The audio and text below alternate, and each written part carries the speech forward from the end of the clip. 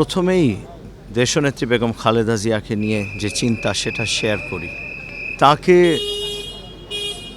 কেন আমার এত আলাদা লাগে, কেন আমাদের মনে হয় যে তিনি অন্যান্য সকল নেতা নেত্রী থেকে ভিন্ন কেন?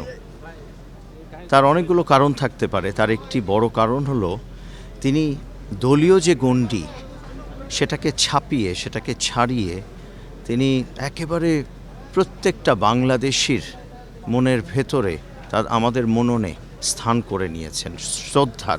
শ্রদ্ধার এটা এত সহজ কাজ নয়, কেননা আমরা যে ধরনের রাজনীতি বাংলাদেশে দেখি, সেই রাজনীতিতে সার্বজনীন হওয়া খুব কঠিন একটা ব্যাপার, এবং সেটা জীবদ্দশায় হয়ে যাওয়া। যখন বাংলাদেশ হেসেছে তখন আপনি ভেবে দেখেন খালেদা জিয়ার, আমাদের দেশনেত্রী, সেখানে কোথাও না কোথাও তার একটা রোল ছিল।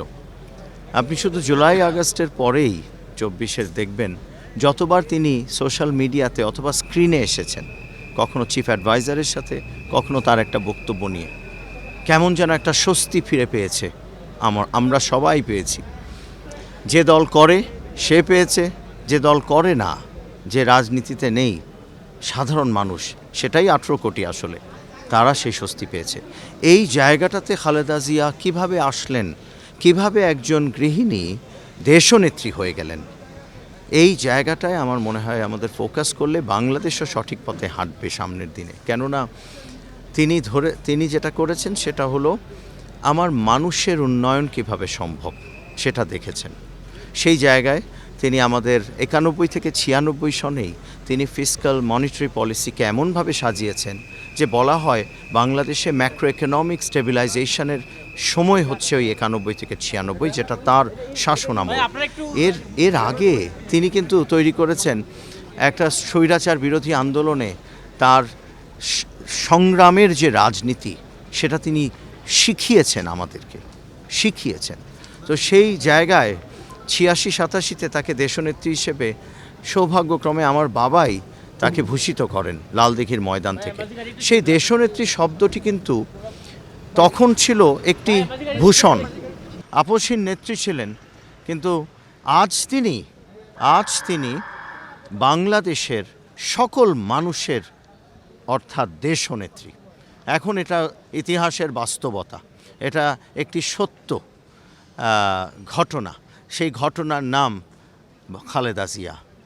আর তার আমাদের সাথে আমার যে শেষ দেখা, অর্থাৎ আমি যখন 11 মাস আগে তাকে সালাম করতে গিয়ে তার স্নেহ পেয়েছি, দোয়া চাইতে গিয়েছিলাম, যখন আমার বাবাও ছিলেন জীবিত, তিনি যে কথাটি আমাকে বলেছিলেন সেটি আমার মনে হয় আমার জীবনের যেমন একটি পাথেয়, অনেকের জন্যই সেটা আজ শোনার পরে খুব গুরুত্বপূর্ণ একটি উপদেশ হিসেবে আমি মনে করি থেকে যেতে পারে। সেটি হলো, আমি বলেছিলাম, ম্যাডাম আমাকে একটা উপদেশ দেবেন যেটা আমি অনুসরণ করব, আপনার মুখ থেকে আসা।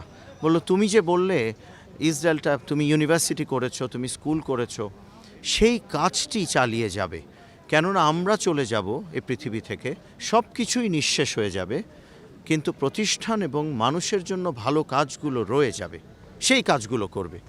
আর সেই আলাপচারিতায় একবারও এই যে রাজনীতিবিদের যে তথাকথিত চিরাচরিত যে নিয়ম, একটু নেগেটিভ কিছু কথা অপর পক্ষের নামে বলা অথবা কোনো একটা বিষয় নিয়ে ফ্রাস্ট্রেশন দেখানো, কোনো কিছু তিনি বুঝতে দিলেন না। তিনি শুধু পজিটিভ কথা বললেন, সামনের দিনে কি করা উচিত, সামনের দিনে এগিয়ে যেতে হবে, কারণ সেজন্যই তিনি ঐক্যের প্রতীক হয়ে গেছেন। তার কথা মনে হলেই সবাই একইভাবে ভালো অনুভূতি নিয়ে তাকে স্মরণ করে। চুল পড়া অনেক কমে গেছে। থ্যাংক ইউ মা। চুলের ভিটামিন জুই মাল্টিভিটামিন কোকোনাট অয়েল।